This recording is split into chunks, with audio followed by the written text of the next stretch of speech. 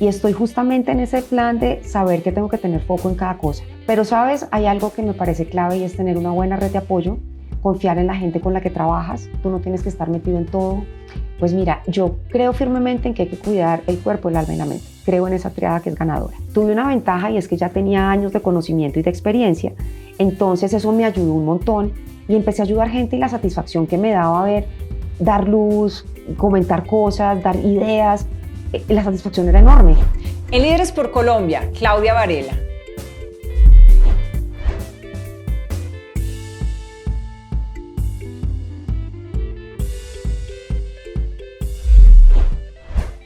Claudia, ¿cómo es un día en tu vida?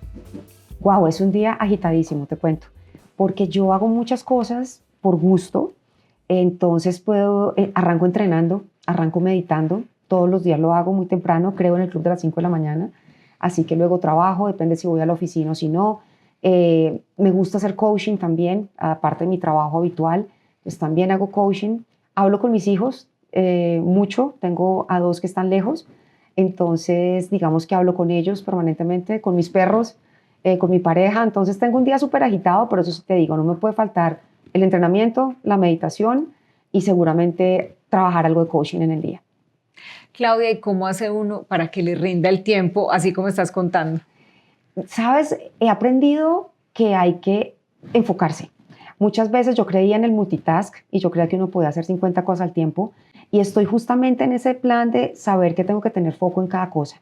Pero sabes, hay algo que me parece clave y es tener una buena red de apoyo, confiar en la gente con la que trabajas. Tú no tienes que estar metido en todo, tú no tienes que estar en todas las reuniones, tú no tienes que hacer todo, tienes que confiar en tus hijos, tienes que confiar en que el mundo sigue y que tú estás en lo que tienes que estar. Entonces, en la medida de eso, yo me priorizo mucho en mis espacios de entrenamiento y demás, y en los otros, pues, estoy donde tengo que estar. Entonces, creo que así el día rinde más.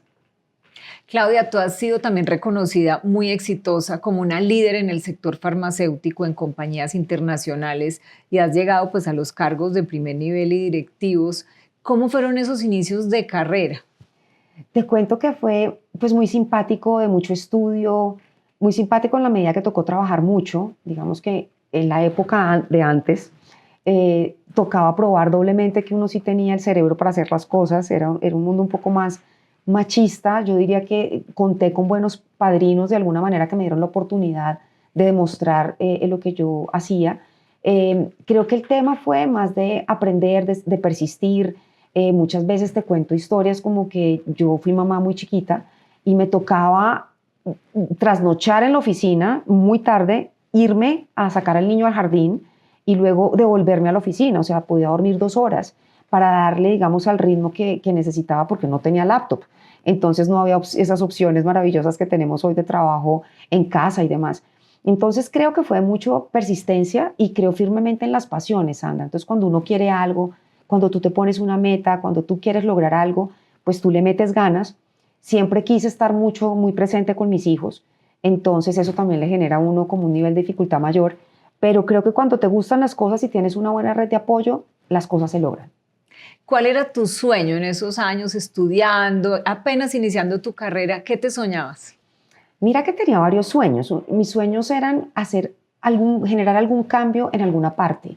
Era como ser exitosa, pero no exitosa en el nivel de tener solo plata y cargos, sino de hacer lo que a mí me gustaba y que eso que yo hiciera generara un impacto en algún lado. Es lo que hoy llamamos propósito y está mucho más elaborado.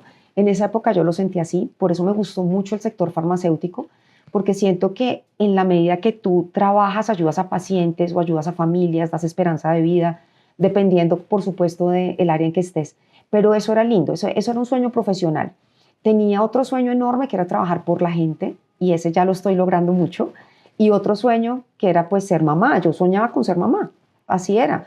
Pero era ser mamá, pero no dedicarme solo a ser mamá. Y finalmente pues creo que todo lo he alcanzado. Quería tener 2 Golden Retriever en mi vida. Yo soñaba desde chiquita con eso. Ya los tuve también, ya se me fueron. Y de pronto va a tener más, porque ahora lo que siento es que hay que adoptar mucho, ¿no? Entonces, bueno, es como que creo que uno va haciendo todos esos sueños en la medida que persista y que siga con la línea que uno quiere. ¿Cuáles recuerdas como los mayores obstáculos que tuviste en ese transcurrir de carrera?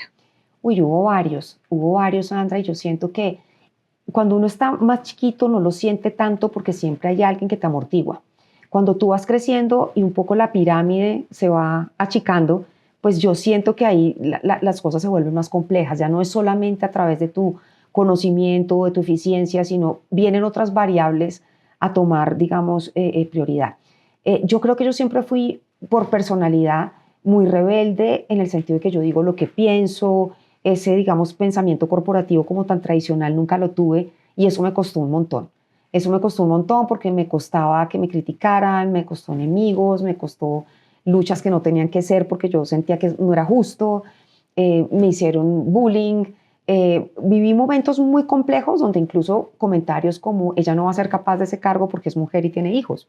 Ese tipo de comentarios tuve que resistirlos y persecuciones un poco, ¿cómo te digo?, como ocultas, no son tan explícitas, pero hay esos discursos ocultos que ya funcionan menos, porque ahora afortunadamente hay departamentos de compliance y de ética y todo el mundo está muy pendiente de eso, pero antes no. Entonces era muy complejo, te cuento, y creo que tuve todos los que te digo y más, pero persistí siempre y creí que podía y pues lo logré. ¿En qué momento ves que pasas de tener una carrera exitosa, de tener un cargo, a decir, además quiero ser coach, quiero ser autora, tú escribiste un libro? ¿En qué momento se da como ese pensamiento también de evolucionar en ese sentido?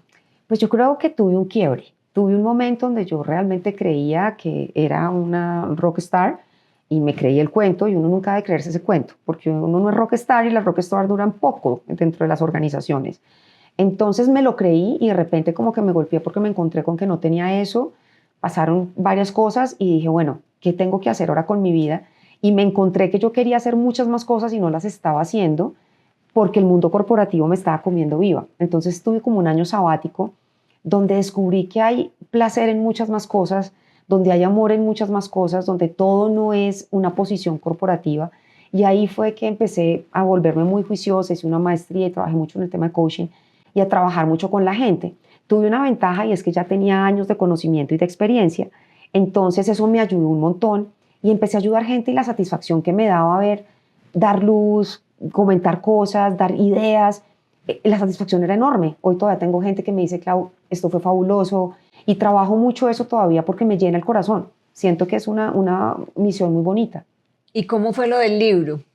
Bueno, lo del libro viene amarrado a que, sabes, nosotros tenemos uno de los países más inequitativos del mundo y de Latinoamérica es el segundo. Y yo sentía que había un tema donde no podía ser solo trabajar para que hubiera equidad de género, que por supuesto sigue siendo una prioridad, pero hay otros temas como buscar la igualdad, muchos grupos, muchos temas de discriminación, temas de clasismo, de muchos discursos ocultos que ocurren, ¿no? Esta teoría o esta sociedad de usted no sabe quién soy yo y este tipo de cosas. Y dije, tenemos que aprender a ser un poco más amorosos en las organizaciones y dejar tantos prejuicios. Y empecé a cerrar la idea y dije, bueno, hay que ser inteligente en la diversidad. Y de ahí sale DiversiQ, que es DiversiQ, el IQ de la diversidad, y empiezo a tocar puertas para poder publicar el libro, lo logré y la pandemia me ayudó a escribirlo. Y es un libro que invita mucho a la reflexión y a trabajar realmente dentro de la armonía social. No es un libro que solo te diga una política, aunque también puedes llegar a eso, pero es más como para que uno lo lea y entienda que nos va mejor generando armonía social, sin discriminación, sin prejuicios, y eso es más o menos la idea, Sandra. Mucha gente se plantea escribir libros y termina no haciéndolo o dejando el proceso en la mitad. ¿Qué se siente terminar un libro después de todo un proceso? Mira, ese es un hijo más. Yo digo que yo tengo 7 hijos porque pues 3 son mis hijos de carne y hueso, los otros 3 son los peludos que son mis perros y tengo pues además el libro, que espero que sean más hijos en términos de libro, porque es un proceso de mucha paciencia, de mucho amor. Yo entiendo a los que se cansan y dicen no más, porque yo estuve a punto de ahorcar a mi editor y decirle no quiero hacer esto, porque además uno cree que uno escribe y cuando ya quieres ponerlo más juicioso, esto tuvo investigación, entonces no era tan fácil. Creo que es una satisfacción muy linda verlo ahí. No creo que sea un tema de ego, creo que es un tema más de como de amor, de decir lo logré y esto acá algo dice de lo que yo pienso y de lo que me parece importante para construir un poco más sobre la base como del amor y la empatía entre todos. Entonces es una emoción grandísima, Sandra, es una emoción muy grande. Tú eres mamá, tienes un cargo corporativo, además eres coach, speaker. Mucha gente dice, pero eso ¿cómo se puede lograr? Y tú dices, sí, lo he logrado y lo hago. ¿Cuáles son las claves para hacer eso? Bueno, una de las claves fundamentales es creer en la gente.